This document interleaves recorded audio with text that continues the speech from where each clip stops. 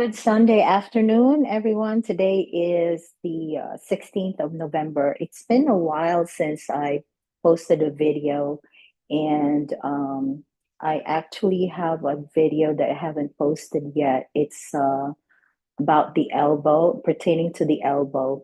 So today, I'll post that maybe sometime later. But let me go ahead and record a video about the wrist and hand. So the wrist and hand is composed of actually the hand is composed of 26 bones. So there's a lot there that could go wrong. Um, Here in stand, there's a lot of carpal bones here, and then you have the metatarsals, okay, and then the phalanges, okay. So, but we'll mainly talk about what you can do if you have any limitations in the wrist, okay, and the metacarpal phalangeal joints. Got five of them, okay, and the the phalanges, the IP joints or interphalangeal joints. Okay, so if, for example, you broke your wrist and now you are limited in bending your wrist, or I'm sorry, sorry that the head of Stan is like backwards. But if you have any limitations after an injury and you're not able to bend your wrist or extend your wrist or bring it inward or outward, which is this is flexion movement, this is extension movement, this is the radius, right? This is the radius. So this would be radial deviation going towards the thumb, or ulnar deviation going towards the ulna. So if you have any limitations whatsoever, um, and you broke a bone, of course, you have to, this is a disclaimer, you cannot just go ahead and do stretches right away. You would need to wait for the bones to at least form callus, or that's like the soft bone formation, or calcification to start, which is about like 7, 8 weeks in a normal healing process of a bone fracture. And of course, you have to make sure on x rays that they are actually healing before you start stretching. So, what I'm teaching you to stretch, or how I'm teaching you to stretch, is mainly for any injuries where you just sort of sprained or strained your muscles, sprained your joints. And this is not including when you fractured your bones or broke your bones. Okay, so that's the disclaimer there. Because you don't want to stretch your joints too soon, too fast before the bones have actually started to heal or unite. You don't want to cause a delay in union or healing by putting too much stresses on newly formed bones. And even if you sprained your joints, you don't want to immediately stretch your joints. You want to do rice. That's with anything in the body. You don't want to immediately stretch. You need to give it time to actually heal and decrease the inflammation a little bit by elevating, okay, by immobilizing, which is by um, putting a bandage around it to protect the area that's been injured, and and compression, okay, by bandaging as well. Um, and then uh, actually applying a cold compress, and also resting it. So rest, icing it, compression by mobilization, and then elevation. Okay, so you got to elevate it above the level of your heart. And that is rice. That's like first aid. And as soon as you feel like it's not um, as swollen, it's not as inflamed, then that's when you can start actually stretching. Like apparently, uh, inflammation normally starts decreasing. It starts getting better after 12 to 14 days. Okay, after initial injury. And I'm sorry if I get a catch in my throat. I have to clear my throat. Uh, I have a cough drop right now. I'm just recovering from a bout of cold and bronchitis. Anyway, so how do you stretch? So you stretch by going into the direction of the movement. So this is flexion. Okay. So what you can do, okay, is by doing this. And of course, you go to as far as you could comfortably go, and you hold that at least 10 seconds, and you repeat that 3 to 5 times. And you can do that 2 to 3 times a day. That's with any and all stretching. And that's the same way with extension. Okay, you could do that. Or you could even push your hand and wrist against anything immovable, like the wall, or put some pressure on it, leaning on a table. So by leaning on a table, right? Um, like I said, you need to be gentle initially. You don't want to be too aggressive, okay? And then as you feel it loosen up, then you can put a little bit more pressure with each time that you stretch. Okay, so a little bit farther each time you stretch. And after a few weeks, if you still have limitation, you can go a little bit more aggressive, starting maybe on your 6 to 8 weeks. You can go a little bit more aggressive.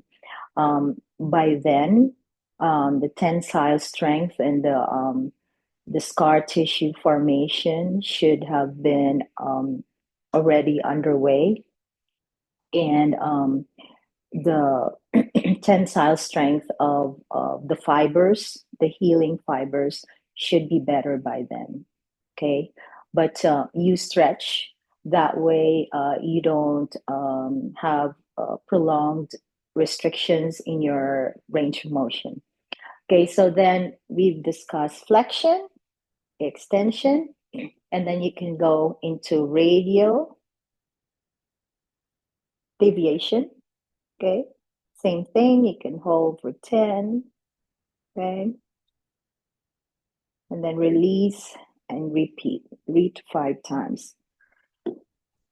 Excuse me. And then you can go into ulnar deviation, or you can do this, okay, or you can hold it, hold your elbow to your side and just do it like this. So turn it like this, you go up and you go down, okay. And those are the 4 movements of the wrist. Now, how do you strengthen the wrist? You can use bands, okay? And you hold your elbow down to your side and use your band. And you go into flexion. So you're holding down the strand, the band, with your unaffected side. And you're doing flexion. Okay, that's flexion. Make sure you're not doing that. That is elbow flexion, not wrist flexion. So you have to isolate the movement. And then this is elbow extension.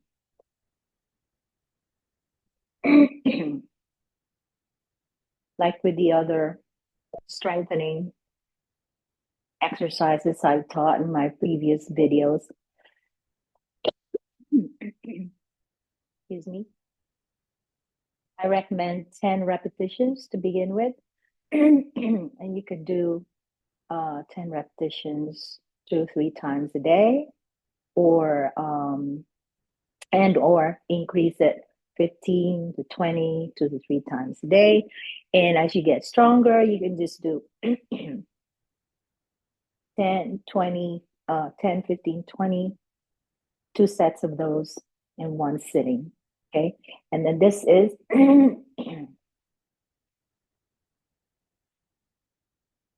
radial deviation. And make sure you isolate the movement to the wrist. And then this is radial, ulnar deviation. Okay. Now, can you do these exercises with free weights if you don't have a band? Of course. So I have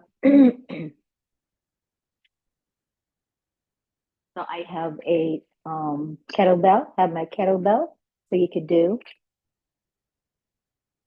that, and then you could do this, or you could do this. And of course, this is harder, okay, than the band. And how do you do ulnar deviation with this? This is actually hard to do ulnar deviation with this, but you can do that way. Okay, so that is ulnar deviation. Now,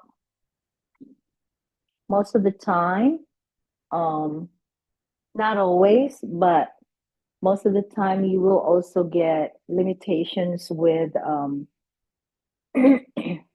your hand. Okay. And what you do is you can do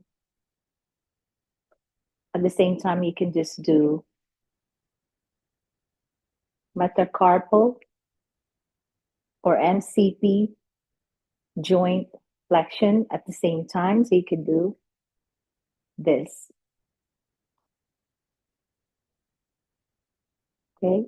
Like you're trying to crack your knuckles. But you can do one at a time. And then you do the fingers. Okay. Or 2 joints at a time. And you do that. Okay. Just be gentle. Because of course the fingers have smaller joints and smaller muscles and tendons. So you don't want to be too aggressive. So you can do one at a time or at the same time with your thumb as well. And you could try and work your thumb inward and out. Okay. You could try and go approximate the tips of your thumb and index and middle finger to the ring finger to the pinky for opposition. Okay. And How do you strengthen that? Um, with the fingers, you would really need like putty. Kids have putty that they play with to form any kind of shape. You could get um, Play-Doh or putty to play with. So if you have any kids, um, borrow their putty or Play-Doh and kind of like form all shapes and roll it and then squeeze it. Or you could get